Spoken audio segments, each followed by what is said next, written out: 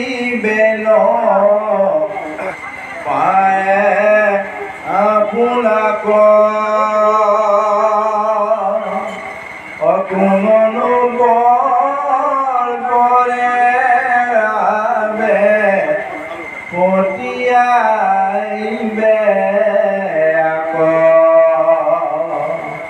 হৰা মনুষ্য লোকত কিছু নাই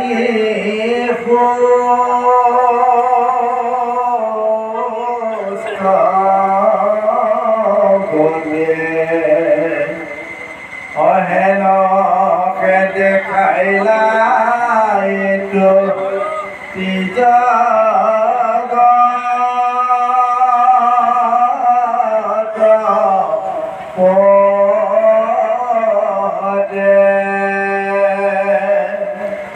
বৈকুণ্ঠ কলৰি গলা মোৰ দ্বাৰ কাট জানি আদিৰ পতি শংকা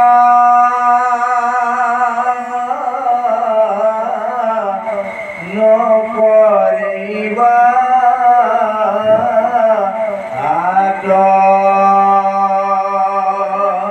আজি শুকদেৱে গংগা পাৰত পৰিহিত কৰিছে চোৱা জৰা তাৰমানে এজন বিয়াধকো সৰিয়ে প্ৰভু ভগৱন্তে বৈকুণ্ঠলৈ লৈ গ'ল হয়নে এটা সাধাৰণ দাৰুককো প্ৰভু ভগৱন্তে বৈকুণ্ঠক পঠিয়াব পাৰিলে কিন্তু তোমাক জানো এই সাপৰ পৰা নিষ্ঠা কৰিব নোৱাৰে কিন্তু পাৰে নকৰে কিয় জানা দুটা সাপ যদুবংশক এটা সাপ দিলে কোনে গান্ধাৰীয়ে হয়নে এটা দিলে ঋষি সমস্ত যেতিয়া কুৰু পাণ্ডৱৰ যুদ্ধ শেষ হোৱাৰ লগে লগে গান্ধাৰীয়ে সঞ্জয়ক কৈছিলে সঞ্জয় প্ৰাণ কৃষ্ণ কোনফালে আছে লৈ বলাচোন যেতিয়া কৃষ্ণৰ ওচৰত সাৰ কৰি দিয়াৰ লগে লগে তেতিয়া গান্ধাৰীয়ে কৃষ্ণক কৈছে তুমি যে ভগৱান মই বুজিলোঁ কিন্তু তোমাৰ যে সম বিচাৰ নাই তাকো বুজিলোঁ তাৰমানে তুমি যাক ভাল পোৱা তাক ৰক্ষণাবেক্ষণা দিয়া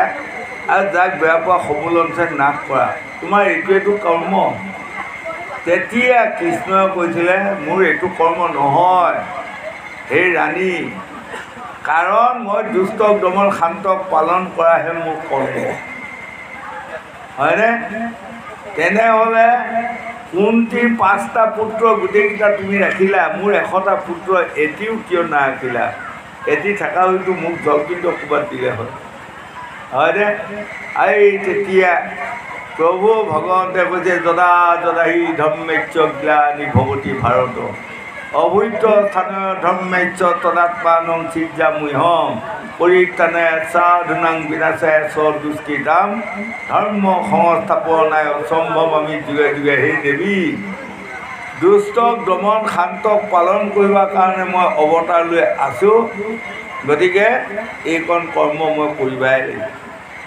এই তেতিয়া গান্ধাৰীয়ে কৃষ্ণক অভিশাপ দিছিলে মোৰ যেনেকৈ 100টা পুত্ৰ অকালতে তুমি নাশ কৰিলা মই তোমাক অভিশাপ দিয়া হ'ল তোমাৰো যদুবংশটো অকালতে নাশ এক 2 নম্বৰত আকৌ আপোনাৰ এই ঋষিসকলে হয়নে জাম্বৱন্তী ল'ৰাটোক এগৰাকী ধুনীয়া বোৱাৰী সজাই লৈ গৈ মানে ঋষিসকলক যাই কৈছেগৈ কি এই ল'ৰাটো 10 মাহ 10 দিন হ'ল গৰ্ভৱতী আজি মানে এই বোৱাৰীজনী ল'ৰাটোহে আহিছে কৃষ্ণ কৃষ্ণ হয়নে বোৱাৰীজনী কিন্তু এতিয়া বোৱাৰীজনীয়ে মানে তোমাক ঋষিসকলক সুধিব বিচাৰিছে ল'ৰাই হ'ব নে ছোৱালীয়ে হ'ব কিন্তু তাই লাজ কৰিছে আজি কেঁচুৱা হোৱাৰ দিন পৰিলে আহি এতিয়া ল'ৰা হ'ব নে ছোৱালী হ'ব এইকণ কথা ঋষিসকলে কওক আৰু লগে লগে ঋষিসকলে ধ্যান কৰি চাই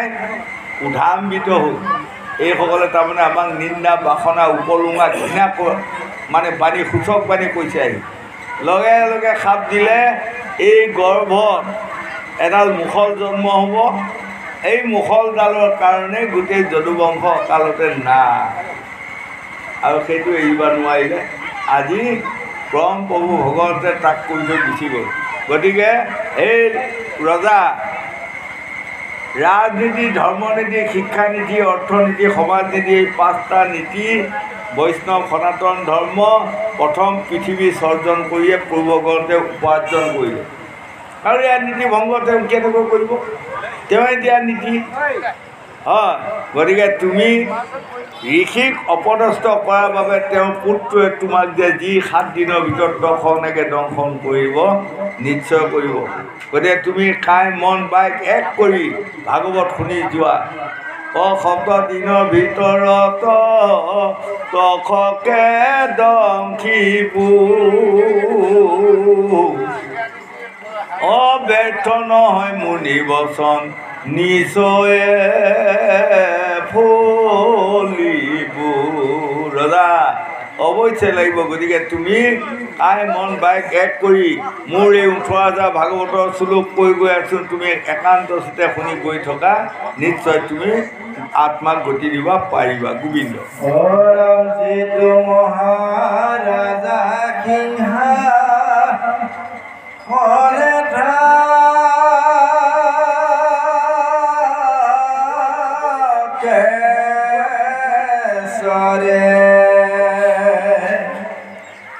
ইন্দ্ৰ হেন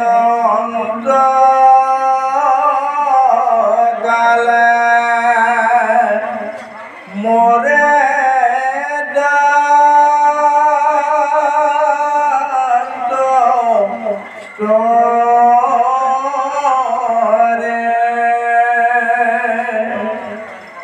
মৰেলে অবশ্যে হুয়ে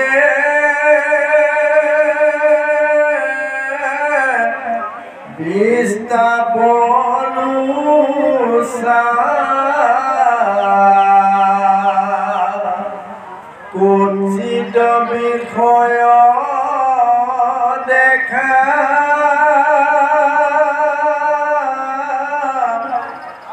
একো সুখ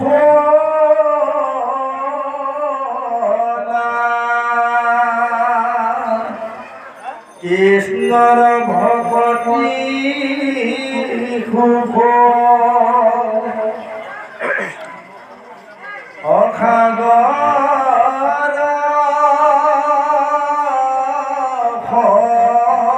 সংগাস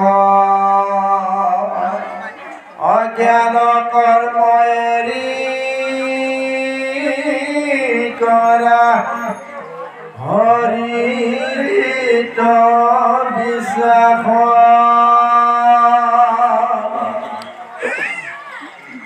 ব্ৰহ্মলোক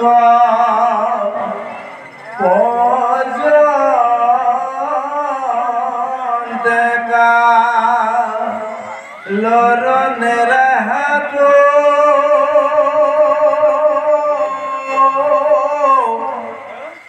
অজানি হবে তেজি ভজা কৃষ্ণ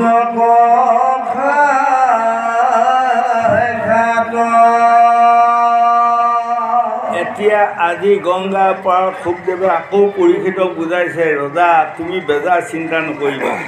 হয়নে? আজি সত্য যুগৰ প্ৰথমৰ পৰা চোৱা কিমান কিমান ডাঙৰ ডাঙৰ ৰজা পৰ্জা হ'ল।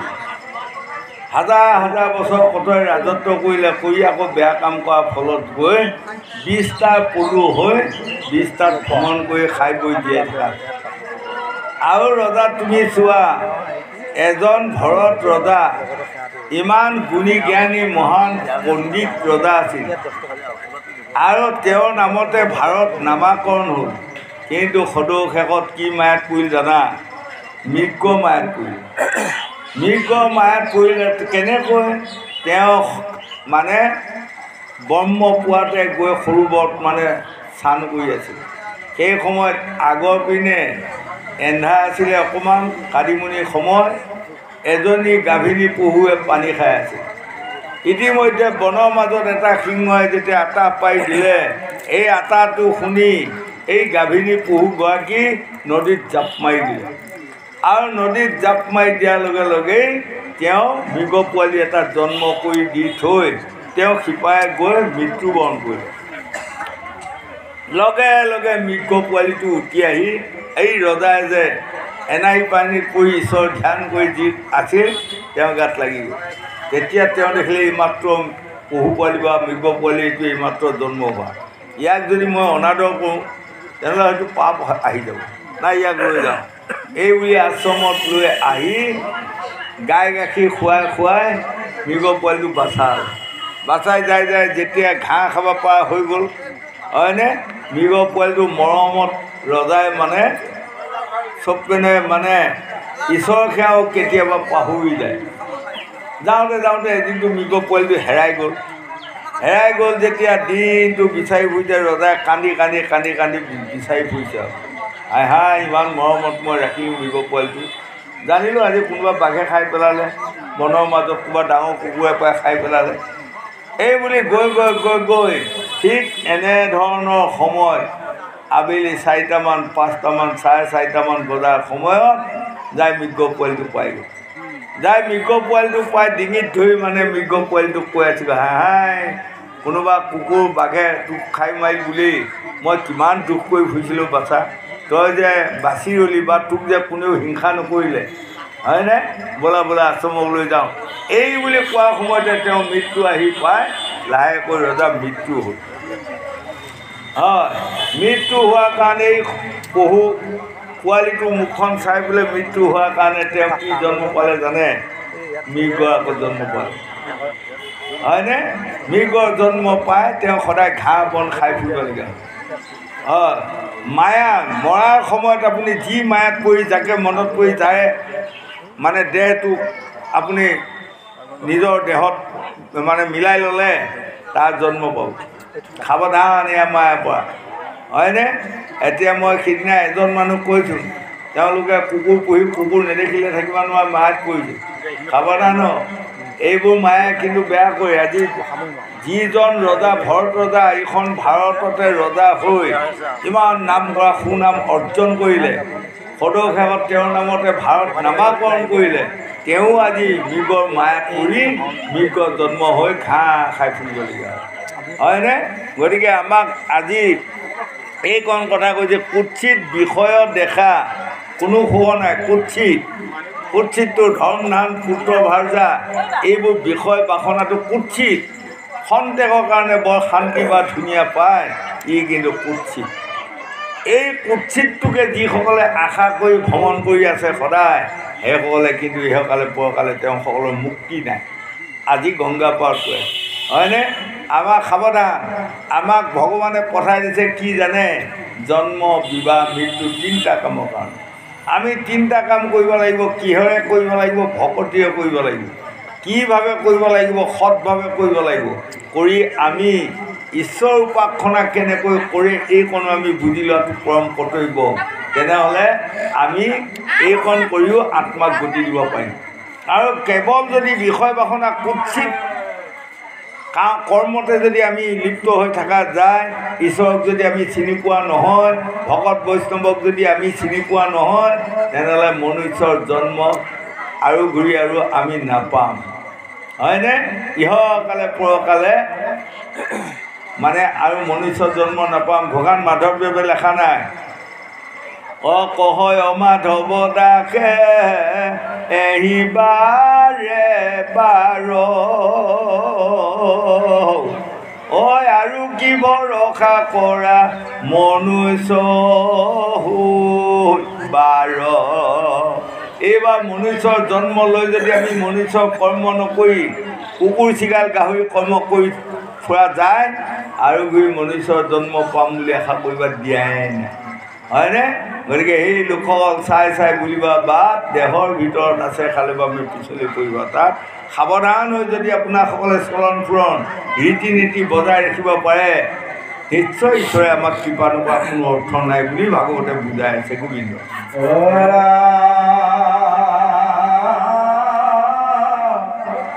এই কথা থাকুক ৰাজা শুনা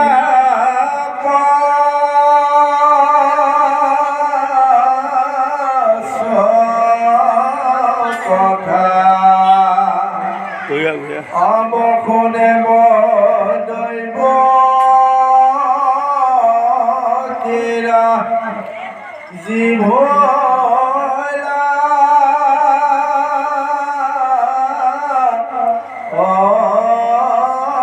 অৱস্থা কৃষ্ণে পঠাই দিলা যেবে বাত্ৰা কহিবাক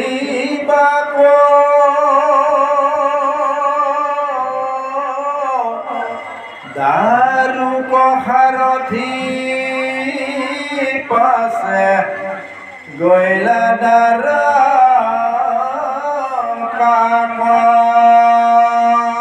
প্ৰভু ভগৱন্ত বৈকুণ্ঠক যোৱাৰ সময়ত চকু পানী ওলাল আৰু তেতিয়া দাউকে কান্দি কান্দি অচেতন হৈ গ'ল। সেই সময়ত দাউকক মাথাৰ পৰা গাটো খেপিয়াই দি ক'লে, সেই দাউ, তুমি ইমান দিন মোৰ ৰথ চলাই ঘূৰি ফুৰিলা, আজিৰ পৰা ৰথৰ কাম নাই আৰু শেষ, মই আৰু বৈকুণ্ঠক যাওঁগৈ।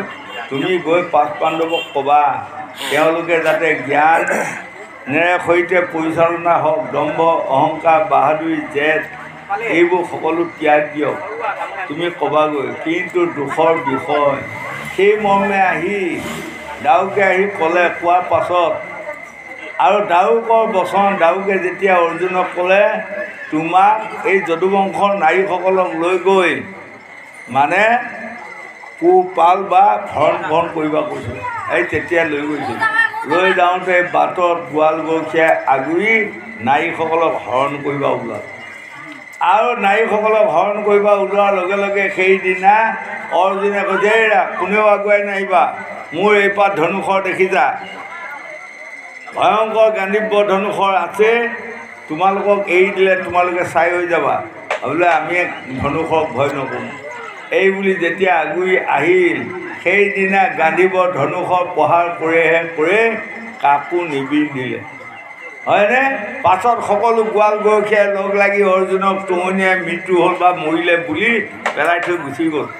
যেতিয়া সাৰ পায় এই মানে মৃতকৰ পৰা চেতন পাই আহি দগৰি বাগৰি আজি অৰ্জুনে কান্দিছে। এই ৰাম ব্ৰহ্মাই আদি দেৱগণে যাহাৰ চৰণ সেৱে, নাৰায়ণ জগতৰে বাপ, লীলায়ে মহিয়া হৰি মুকলয়া সংগী কৰি, সেহি সখী বুলিলায়া মাক। এই ৰাম খাণ্ড প্ৰদাহন কৰি দেৱগণক তুষ্ট কৰি, ইন্দ্ৰ লভিলো সম্ভাষণ, ভীষ্ম দ্ৰোণ কৰ্ণ আদি লীলায়ে সংহাৰ কৰি, পুনু ৰাজ্য কৰিলো স্থাপন। এই ৰাম স্বৰ্গমৈত কৰি জয়, নাম লৈলো ধনঞ্জয়, এয়ে যে গাণ্ডীৱ ধনু লৈ, আজি মই কিনো ভয়লো ৰণে পৰাজয় ভয়লো, গোৱালৰ চালনী বিন্ধই। অৰ্জুনে আজি ডুবুৰি কান্দিছে, হয়নে? এই পাতে ধেনু, এই পাতে কাৰ, ভীষ্ম দ্ৰোণ কৰ্ণ আদি সকলোকে বধ কৰিলোঁ, হয়, আজি কিন্তু গোৱালৰ ছালতো নিবিন্ধাওঁ। এই লোকসকল, আমিও যিদিনা শেষ বিচনাত পৰিম, আমাৰ এয়া দেহ আগত এয়াই হ'ল গাণ্ডীৱ ধনুষৰ, এই গাণ্ডীৱ ধনুষৰে কাম নকৰা হ'ব, হয়নে? পানীৰ টোপা লৈ পেলাই খাব নোৱাৰে এদিন আমাৰ হ'বগৈ, ভাত এমুঠি নিজে খাব নোৱাৰে এদিন হ'বগৈ, হয়। সেইদিনা পৰে যদি এমুঠি নিলেই, পৰে যদি এমুঠি নোখোৱায়, তেনেহ'লে সেইকণ ক্ষমতাও আমাৰ নাই। গতিকে ভাবি চিন্তি আমি কৃষ্ণৰ চৰণত শৰণ লোৱাটো পৰম কৰ্তব্য। গোবিন্দ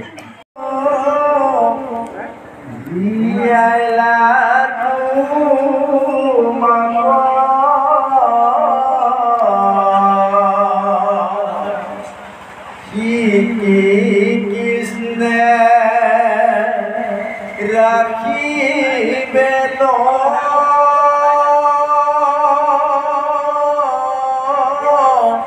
পাৰে আপোনাক পালন ৰাখিবে লাগে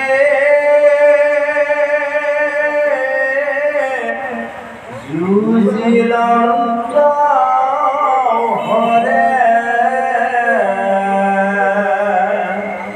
তাহাকো মহিলা প্ৰভু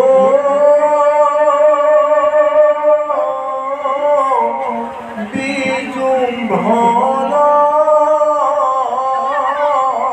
ভৰে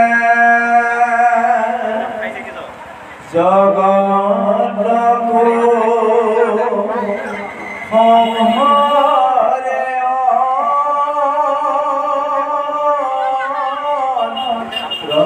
প্ৰকজিতু ৰুদ্ৰ কৃষ্ণয়াগে ভৈৰন্ত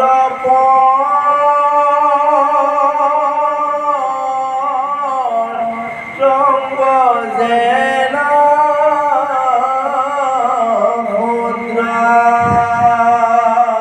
এতিয়া এইখিনিত বৰ ধুনীয়া ধুনীয়া কথা কেইটামান কৈ গৈছে, হয়নে?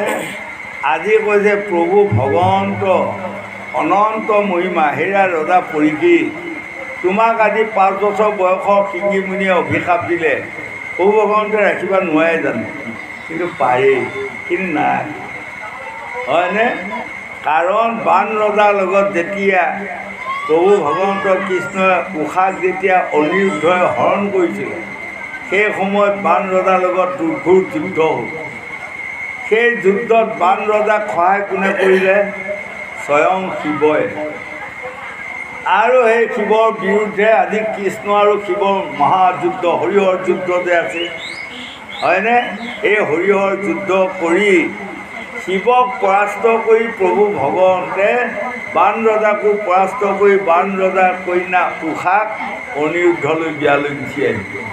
চোৱা তাৰ মহিমা। আজি গংগা পাৰত সুখদেৱে কৈ আছে। আৰু এটা কথা তুমি ৰজা শুনি লোৱা, আচৰিত কথা। পৰম প্ৰভু ভগৱন্ত কৃষ্ণ আৰু বলুভদ্ৰই গৈ শান্তিপুনি মণি গৃহত মানে তেওঁলোকে গুৰুবিদ্যা মানে পঢ়ি আছিল। আৰু সদৌ শেষত কৃষ্ণই যেতিয়া শান্তিপুনি মণিক ক'লে, হে গুৰু, মই এতিয়া আপোনাসকলৰ পৰা বিদায় যামগৈ, আপোনাৰ ওচৰত যে মই বিদা বিকৃতি শিকা হ'ল, ইয়াৰ দক্ষিণাটো কি দিব লাগে কওক, আৰু মই দিওঁ আৰু যাওঁগৈ। তেতিয়া শান্তিপুনি মণিয়ে দেখিলে এইজন স্বয়ং ভগৱন্ত, বুজি পাল ধ্যান আছে। প্ৰায় 12 বছৰ আগমুহূৰ্তত শান্তিপুনি মণিৰ গুৰু এতিয়াই সন্তান আছিলে মাত্ৰ। 12 বছৰ আগতে পঞ্চজন্য অসুৰে মাৰি সাগৰত ডুবাই লৈ গুচি গ'ল। এই বুজি পাই পেলাই শান্তিপুনি মণিয়ে কৃষ্ণক কৈছে, তুমি গুৰু দক্ষিণা মোক কি দিব লাগিব জানা? বোলে কি? 12 বছৰ আগতে মোৰ পুত্ৰ এটা পঞ্চজন্য অসুৰে মাৰি সাগৰত লৈ গুচি গ'ল। গতিকে মোৰ পুত্ৰটো তুমি আনি দিয়া মানে মোৰ গুৰু দক্ষিণা দিয়া হ'ব। গুৰুৰ আজ্ঞা, তুমি যদি পাৰা এইটোৱে কৰি দিয়া, হয়নে? এই পৰম প্ৰভু কৃষ্ণই সাগৰত গৈ পঞ্চজন্য অসুৰক বধ কৰি এই 12 বছৰ আগতে মাৰি নিয়া শান্তিপুনি মুনিৰ ল'ৰাটোক লৈ আহি গুৰু দক্ষিণা দিলে। আজি মানে গংগাৰ পাৰত সুখদেৱে পৰীক্ষিতক কৈছে, চোৱা 12 বছৰ আগতে মাৰি নিয়া ল'ৰা এটাক যদি প্ৰভু ভগৱন্তে আনি আকৌ গুৰুক দক্ষিণা দিব পাৰে, তোমাক কিবা ব্ৰহ্ম সাপটোৰ পৰা ৰক্ষা কৰিব পাৰে নোৱাৰে নেকি? পাৰে, কিন্তু নকৰে, হয়নে? আৰু এটা চাওক, যেতিয়া দুৰ্বাসা মুনিয়ে মানে এই ৰজাক অভিশাপ দিলে তোমাক কীৰ্তানলৈ ভস্ম কৰক। হয়, ৰজাক দিয়াৰ লগে লগে তেওঁ বিষ্ণু বিষ্ণু স্মৰণ কৰি যেতিয়া ঈশ্বৰ উপাসনা কৰি থকা হ'ল, স্বয়ং বিষ্ণু বৈকুণ্ঠত বহি আছিল, তেওঁৰ আসনখন লৰফৰ হৈ গ'ল। আসনখন লৰফৰ হোৱাতে তলৰ পিনে চাই মৰ্ত্যত, তাৰমানে অম্বৰীশ ৰজা, ইমান গুণী জ্ঞানী সাধু মহন্ত পণ্ডিত, তেওঁ মহা বিষ্ণুৰ ভক্ত, তেওঁক আজি দুৰ্বাসামুনিয়ে অভিশাপ দিলে কীৰ্তানলৈ তোমাৰ শৰীৰটো ভস্ম কৰক। লগে লগে সুদৰ্শন চক্ৰ এৰি দিলে। এই সুদৰ্শন চক্ৰই গৈ দুৰ্বাসামুনিয়ে দিয়া অভিশাপটো নাশ কৰি দুৰ্বাসামুনিৰ পিঠিত যেতিয়া তাপ দিলে, পিঠিখন আধা পোৰা হ'ল। স্বৰ্গ মৰ্ত্য পাতাল দৌৰি আছে, দৌৰি দৌৰি গৈ স্বয়ং ব্ৰহ্মাৰ ওচৰত গৈ দীঘল খাই পৰিছেগৈ, মোক ৰক্ষা কৰক পৰম পিতা।